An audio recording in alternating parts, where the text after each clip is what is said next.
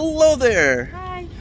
What are we doing today? We're going to the Smithsonian's. Yes, so there are several Smithsonian buildings. I'm sure you've heard of the Smithsonian, but there are several Smithsonian buildings. Today we are going to check out the Natural History Museum, which is the main building of the Smithsonian. It has 4 levels. And then we're going to head over to the Air and Space Museum. Air and Space Museum is where all the planes are. It's where the space shuttle is. It's all a whole bunch of cool stuff over there. For that one, you had to get a reservation, right? Yeah, so we're scheduled to go at noon. So one of the things I do have to say is, you will notice, not in our videos, but you'll notice that there are a ton of kids here because they're here on like history trips. You'll see there's a bus passing us right now.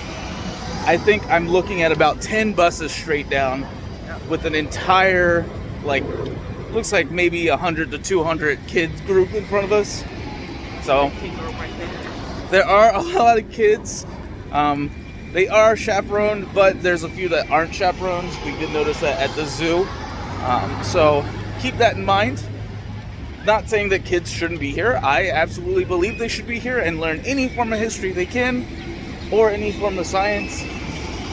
But just keep that in mind because it does leave a lot of tight spaces as you walk around. So let's head on into the Natural History Museum, take a look around.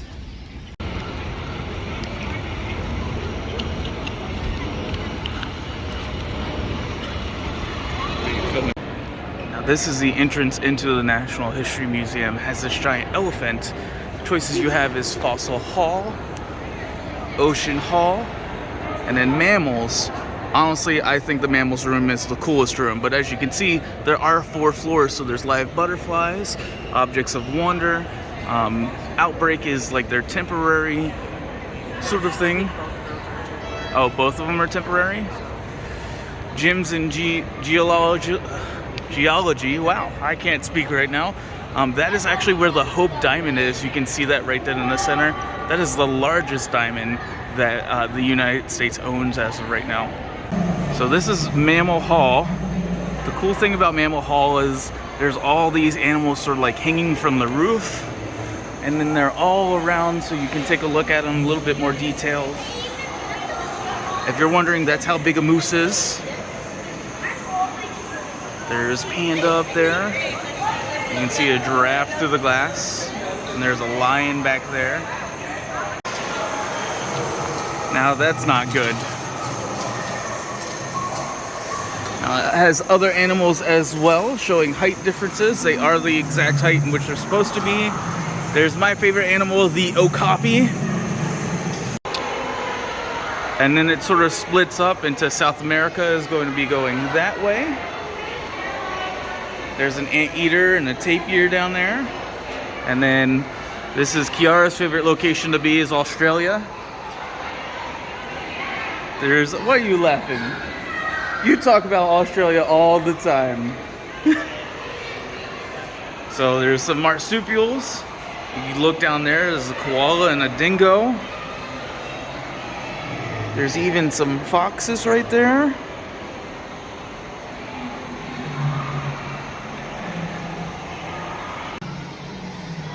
Now you may say, Michael, why are you guys going through this so fast? Well, we did come the other day, gotta be honest. So we know all this stuff. We just want to make sure that you guys saw it and that you had the right footage. We saw one of these guys at the zoo, much larger here.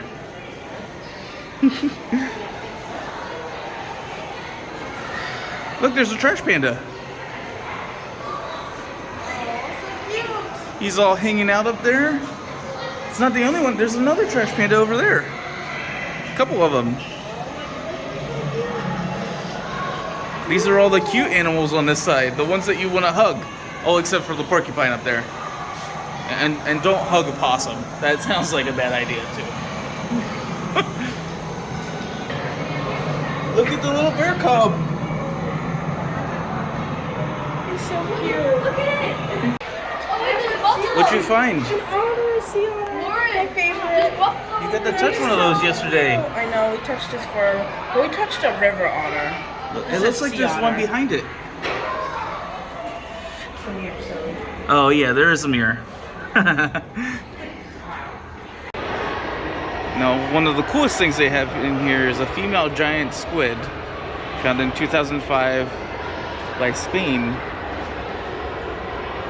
And it is long. It says it's about 400 to 650 meters. So in the middle of the cafe, there's a whale shark. That's crazy. This is the original Wright Brothers flyer. Yeah. It's in great condition. This is where man's flight began. This plane. That's so awesome. And now we're in space. It means this started space. Took 100 years, but we got there. I think they lost the back of that plane. Oh wait, it's just beside it. Okay. It just got chopped in half is all it was.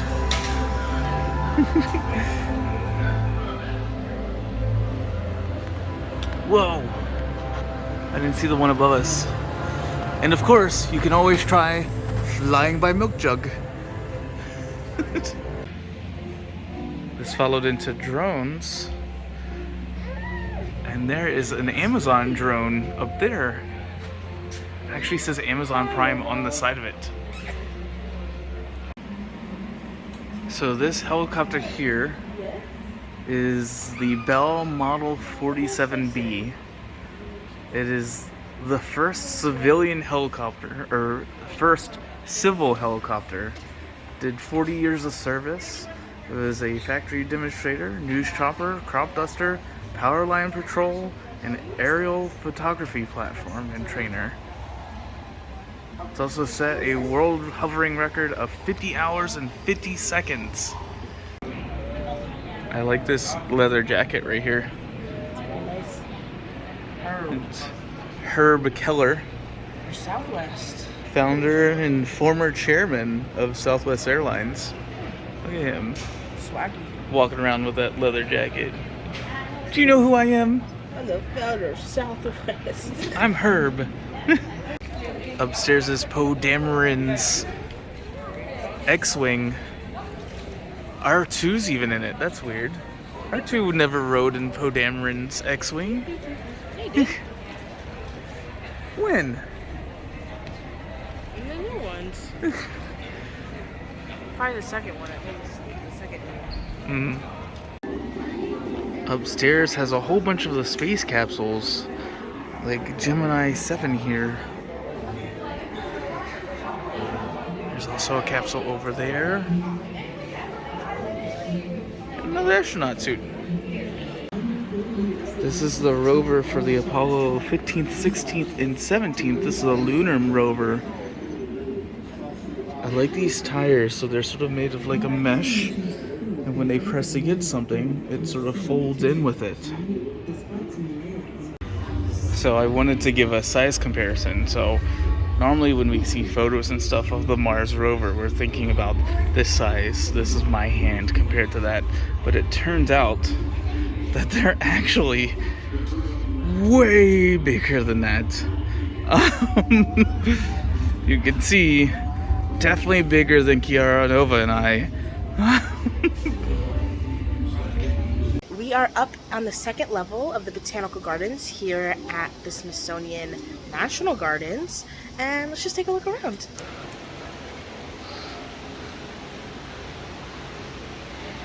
Feels very much like home in here. Very humid, very warm. It's really pretty. It's this nice, really, really big dome. It's really beautiful in here. They have like all the water, to plants.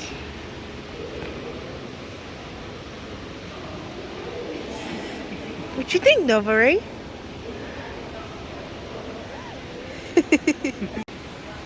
Is this the other side?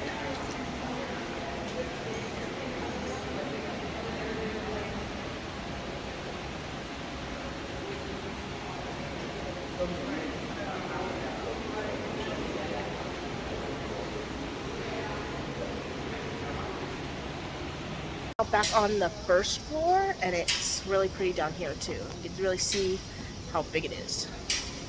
Hurry up.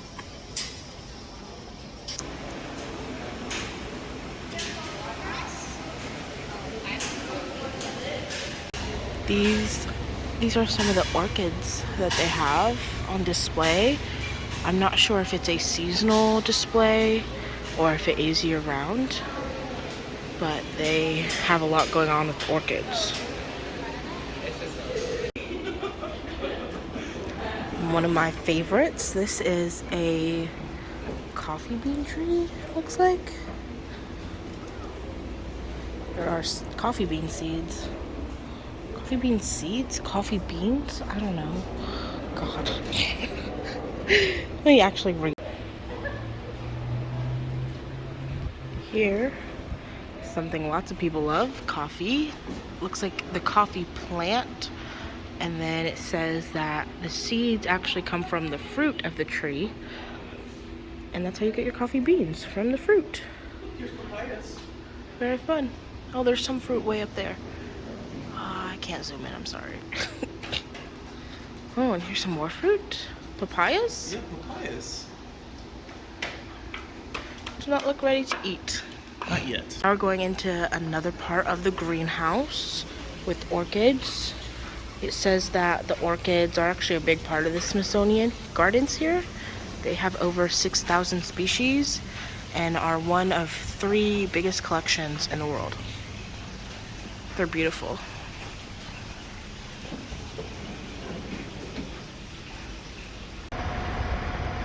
Now, right outside the National Gardens is, of course, the closest you can get to the Capitol building. It does look like they're doing some renovations. I see that the 2 spires on each side right here are being renovated. And it looks like the entire top section.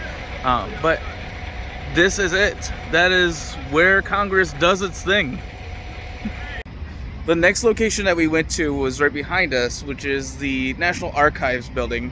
The National Archives building is where the Declaration of Independence, the Bill of Rights, the Constitution are kept on file. Not on file, they're actually displayed. Yeah. So you can see them along with a couple notes written from George Washington creating the first Constitution. There was a ratification from Massachusetts that was there. I don't know about you, but it was a little weird to me. When it was quiet, which makes sense because, you know, it's like a museum, but it was really faded. Yeah. Like, and not the Constitution, it was a little faded, but the Declaration of Independence, I understand that it is 300 years old, but I was surprised at how faded it was because I feel like I just saw it maybe 20 years ago and it was nowhere close to that faded. Sorry, Nova thinks it's hilarious. She's right down there. But yeah, that being said, a few things that you need to know is, one, there is a walk-in line. It wasn't that long. We're sort of at like the end of the day. Well, we're in the middle of the day. It's the end of the day for them because they close at 5, right? I don't know. Most of the buildings around here do close at 5, like the Smithsonian buildings. It was really weird that we called the Lincoln Memorial stays open till 11, right? Mm-hmm. The downstairs area. But that being said, there is pretty tight security. Oh, at this building for sure. Yeah. Understandably. So this one, you had to take your phones and stuff out. You had to, watch off again. Yep. Put your bags into a scanner, all that fun stuff as if you were at the airport. So it was a little more intense when it came to security. Understandably so. It is the founding documents of our country. So just be aware of that when you come to see this. We did sort of just do it on a whim. It wasn't something that was planned. So while you're in there, we don't have footage for in there, and the reason why is there's no photography whatsoever. There is, yeah, in the entire building, there's signs everywhere of no photography. This is the original Kermit the Frog. that Jim had. I think what's funny is underneath is a sewn denim jacket because Jen always wore denim. So just to match him, had denim under it. So at the beginning of MASH, there's a sign that's part of the entrance sequence. It sits right outside the camp. And there it is from the show. Here is Christopher Reeve's Superman outfit, the original Superman. Next to it, the Lone Ranger's mask. And then Diana Ross's dress. There's Mr. Rogers' jacket and tie. And then his shoes. Oscar the Grouch. Elmo and Rosita. Across from Elmo, they have a couple of superhero outfits. This is Julie Newmar's Catwoman, ears and gloves. Then Lucy Lawless's Xena outfit. Felicia Day's costume from the Guild. I really like this show. As a kid, I watched Xena a lot, which was cool when she tossed this ring.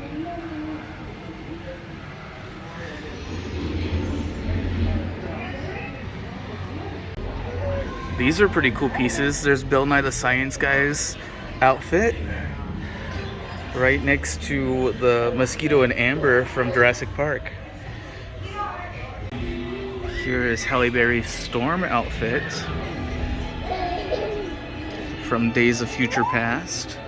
Here she is in it. This here is something that Kiara knows a little bit more about than I do. What is this? This is from the Crazy Rich Asians movie, worn by Constance Wu. It's in like the grand like wedding scene. Oh, okay. And so she's a guest at this wedding. Yeah. But like they basically go through like trials and tribulations with meeting his family because she's an immigrant to America and they're like crazy rich. Oh. Hence the name. So I just looked at this and I said, I would wear that. That's a nice suit. And then it turns out this is actually Ellen DeGeneres' suit when she was presented with the Medal of Freedom.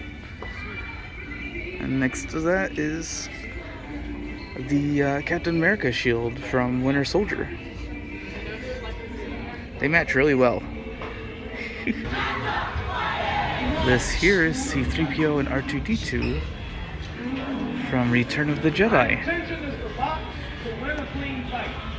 And then this here is Judy Garland's Dorothy slippers, the original slippers, or one pair, from Wizard of Oz. When we walked up, we heard that there are several pairs, and that each pair, there's about 100. They went to a closest shopping center and picked up a whole bunch, and that each sequin is hand sewn onto each one of these 100 pairs of shoes.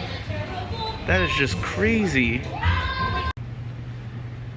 This is the Philadelphia. It's a ship that was sank in a couple waters by a British battleship.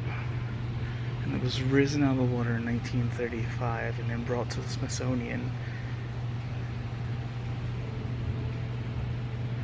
You can actually smell it in here as well. No, you can see that the top has been broken off. And this is a model of what it used to look like.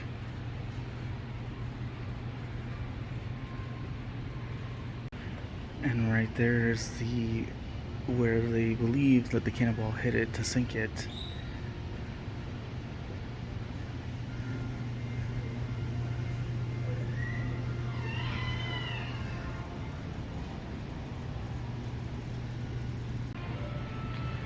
They believe this ship is from 1776. Like I said, they did find it in 1935.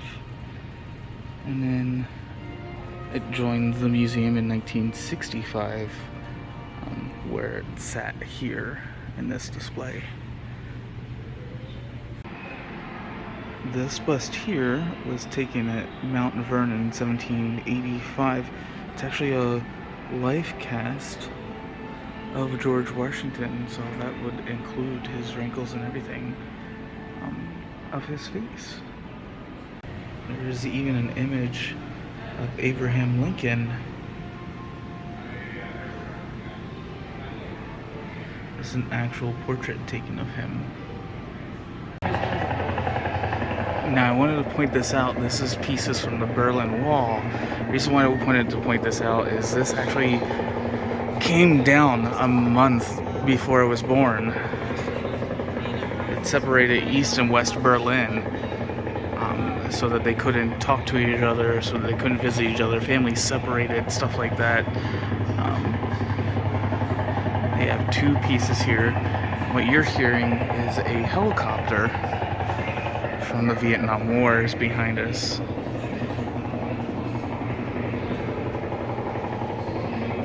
It just has to give you the scale of how big the museums are, so they're able to fit these large pieces in here. There's also a steel beam from the inside of the Twin Towers. This is from the 70th floor of the South Tower. And then recovered from the wreckage, they found an ID badge of Patrick Dunn from the Pentagon. And then a piece of Flight 93 in Pennsylvania.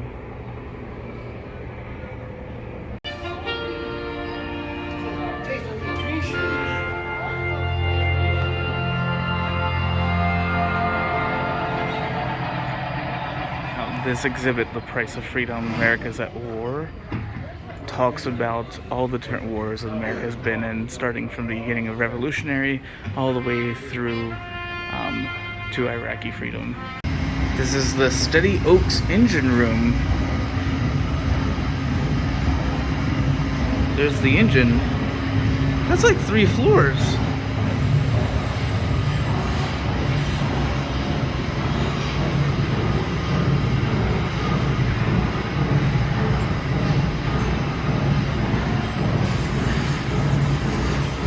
Not only did they put us inside of a boat, look, there's a full building behind you.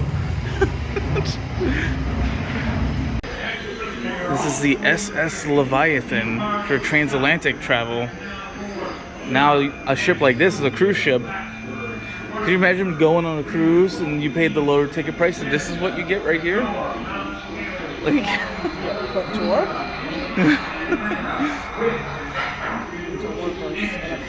Oh, okay. So, no. Oh, it's a railway building. So you're sitting here waiting on your train. We'll be doing that soon. Now, this is what I thought was going to be the cool part of the American History Museum. It's the reason why we came here. This is the transportation exhibit. Shows all forms of transportation here. So, I'm taking the trolley. Horse and buggy down there. There's also a full-size train called the Jupiter, part of the Santa Cruz Railroad Company. This is H. Nelson Jackson. He's a physician and businessman from Burlington, Vermont. He's driving from California to New York with his dog Bud, and they got stuck in the mud. So this is what I wanted to show about the size of this museum. Here's yet another train. You already saw a trolley. You've seen a couple cars. Looks like there's a bus over there. There's another bus back there, a couple more cars, a camper. This is a huge building. This policeman is directing traffic. Oh, look, there's even half of a tractor trailer in here. Jeez. There's even a subway car. We're gonna get on the subway.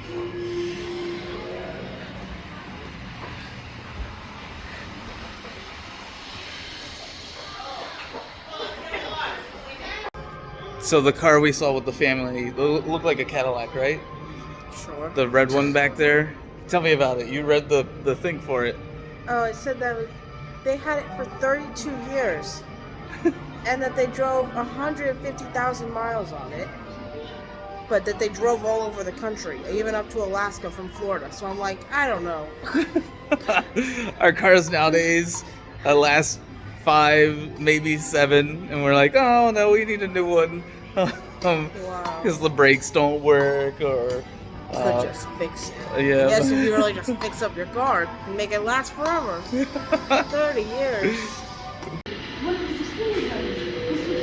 So you can hear that they're talking about renting a cabin. And as we walked down, the gentleman asked how much a cabin would cost.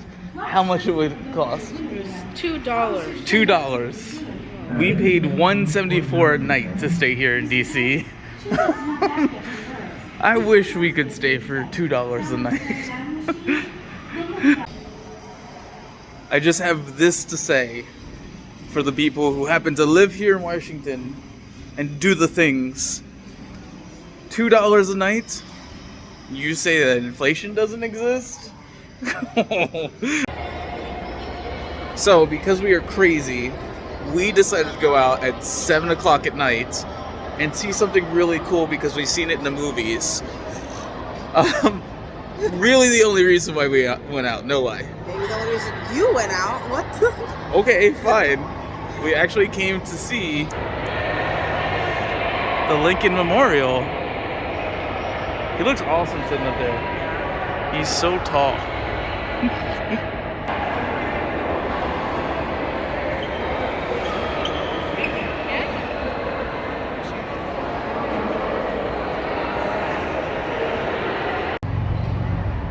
I wanted y'all to see the size of the pillars that are outside of the Lincoln Memorial. These things are huge.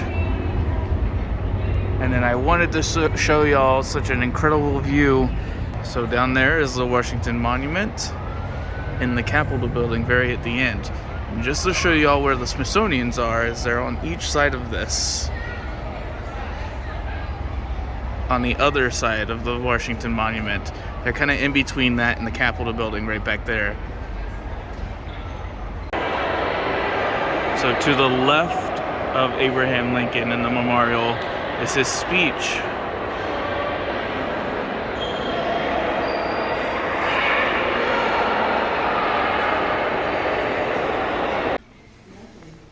And then sort of at the bottom of the Lincoln Memorial are photos and different phrases he said.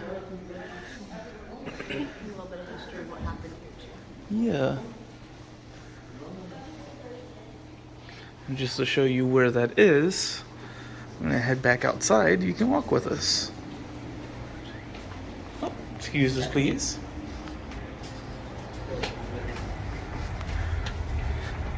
There's the Washington Monument. And so if you're looking at Lincoln, it is to the left. It's the handicap accessible ramp. There's also the World War II monument in between the Lincoln Memorial and the Washington Monument. Oh, this side's Pacific and that side doesn't. Oh, so it's the coast. Mm-hmm. That makes sense. So there's Maryland and Florida is over there. There is Guam and American Samoa. We hear geese. Do you hear geese? Did you get to ride a subway today?